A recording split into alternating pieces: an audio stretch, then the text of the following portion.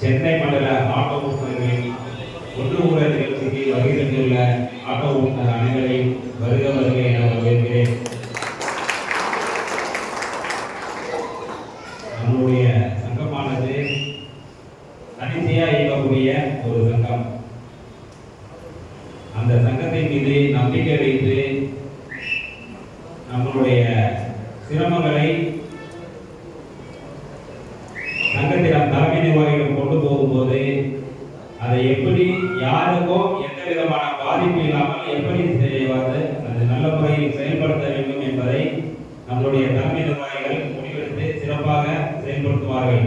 அதற்கு உதாரணம் பார்த்தீங்கன்னா, இப்போ பிப்ரவரி மாதம் 1ஆம் தேதி முதல் ஓலா ஊபரில் ஆட்டோ மற்றும் கான்டாக்சிகள் ஓடாது என்ற அறிவிப்பு நம்மளுடைய சங்கத்தினுடன் இணைந்துள்ள அனைத்து சங்கங்களின் முடிவினால் எடுக்கப்பட்ட முடிவு.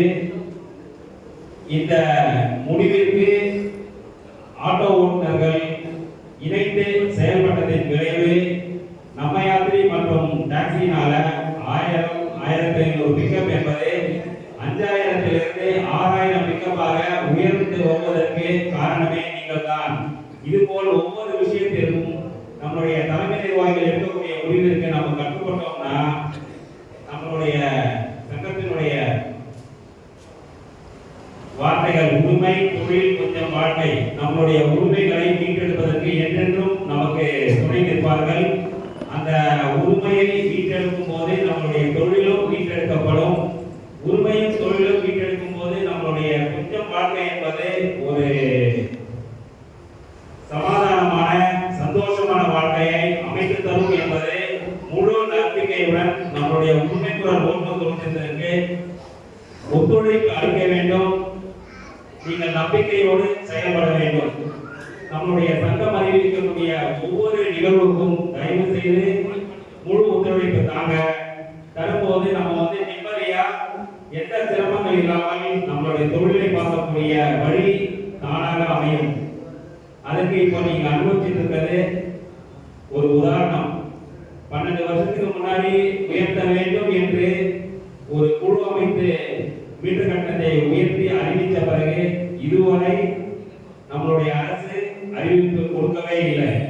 ஆனால் நம்மளுடைய சங்கம் மற்றும் நம்மளுடைய கூட்டமைப்புடன் இருக்கக்கூடிய சங்கங்களின் சேர்ந்து முடிவெடுத்ததன் விளைவாக 1ஆம் தேதி முதல் 50-18 என்ற முறையை கையாண்டு நாம் நிம்மதியாக தொழில் பார்த்து கொண்டிருக்கிறோம். அனைத்து ஓட்டுநர்களும் ஒன்றிணைந்து நம்முடைய சங்கத்தின் முடிவை நம்பிக்கை வைத்து செயல்பட வேண்டும் என்று கூறிக்கொண்டு என்னுடைய உரையை முடித்துக் கொள்கிறேன். நன்றி.